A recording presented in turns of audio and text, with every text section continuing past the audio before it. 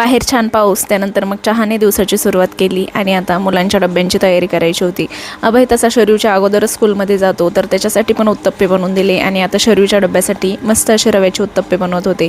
खरं तर काल दूध एक्स्ट्राचं उरलेलं होतं, त्यामुळे घरीच दही लावलं होतं आणि एवढं दही काही खाल्ल्या जात नाही, म्हणून मी असे रव्याचे उत्तप्पे दही घालून बनवत असते। तर ते चवीला तर मस्त लागतात आणि त्यामध्ये मी वेगवेगळ्या प्रकारच्या भाज्या पण घालून घेते, म्हणजे मग मुलांच्या पोटात भाज्याही जातात आणि डब्बाही ते फिनिश करून येतात।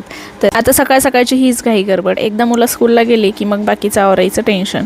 चला आता शरीर जाईल, त्यानंतर मग माझ्या कामांना सुरुवात होईल। त्यानंतर मी स्वयंपाक लगेचच आवरून घेतला आणि आज मस्त अशी कारल्याची भाजी बनणार होती। भाजी बनवून घेतली, लगेचच गरमागरम पोळ्याही करून घेतल्या आणि थोडंफार इकडे तिकडे लक्ष गेलं तर पोळी जळाल्याशिवाय काही राहत नाही। त्यानंतर आमच्या घरातही कारलं काही आवडीने खाल्लं जात नाही, त्यामुळे मस्त अशी पालकाची लसूण घालून भाजी केली आणि त्यानंतर ड्रॅगन फ्रूट कट करतच होते, तर या पोरीने इकडे घेऊन हनुमानासारखं तोंड करून बसलेली होती आणि पूर्ण ड्रॅगन फ्रूटच्या कपड्यांना आणि चेहऱ्याला लावून घेतलं होतं। चला लेकरं म्हटले की हे असे रिकामे उद्योग येणारच आणि शिल्लकची कामं वाढणारच। त्यानंतर आता कोथिंबीर निवडत या ब्लॉगला इथे सेंड करते। व्हिडिओ कसा वाटला नक्की सांगा, नवीन असेल तर नक्की आपल्या चॅनलला सबस्क्राईब करा। भेटूया परत, बाय।